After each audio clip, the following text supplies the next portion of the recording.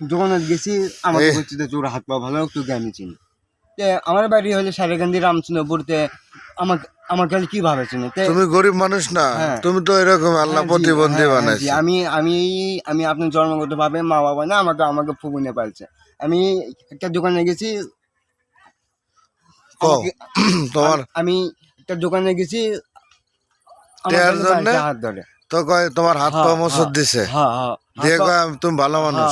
করছি দে যা হে এর থেকে চলে যা, তোর তোর হাতে ভালো পাওয়া ভালো, তুই যান আর যান হলে বাজারে যান হলে তোর যান, আমি না দেখি না। আবার মানে এই মূলত দোকানে এসে ভাই ভাই ভাই আমার 5 টাকা দেওয়ার পরে আরেক দোকানে আসে দেখি, তাই তাই মানে আছে মানে বকাবকি। তোমার না পারে, ওরা লোক ভালো না, ওরা বুঝতে পারে না। তুমি তো গরিব মানুষই না, তোমার আব্বা মা নাই? না, আমার মা বাবা বেঁচে আছে, কিন্তু আমার আমার বাবা মা খোঁজ কম না, আমাকে সময় মেজে শরীরে ফুকুনে পারে। আমি একটু হাত বাদলে চা চিন্তা করি, একটু শরীরে পোশাক আছে কিনা আরেকটা না খরচা মরচা বহন করি।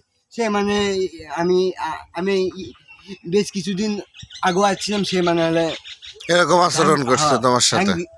খালি মানে ধামকি দেয়, খালি আমাকে বলে যে তুই যান আরজন বাজারে যান, না দে না দে এলাকার নাও না কয় তুমি আবা, সমস্যা নাই। আল্লাহ পাক এই একটা গরিব মানুষ, আল্লাহ পাকের নিদর্শন। তার হাত পাও ছোটবেলা থেকে প্রতিবন্ধী, সে করে খাওয়ার মতো কিছু করতে পারে না।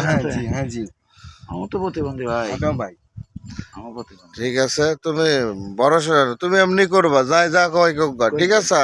আবার তুমি ভয় পাবা না? না না না, ভয় কি? আমাকে মানে হাত ধরে মুসুর পারে, মানে করছে যে তুই কি দেখতে চাস, তুই কি দেখতে চাস যে যে তুই ভালো মানুষ? দেখাই তাহলে। এইভাবে মানে কথাবার্তা বলছে। যাক, কিছু মনে করো না, তুমি যাও, সমস্যা নাই। অনেকদিন আগেকার ঘটনা।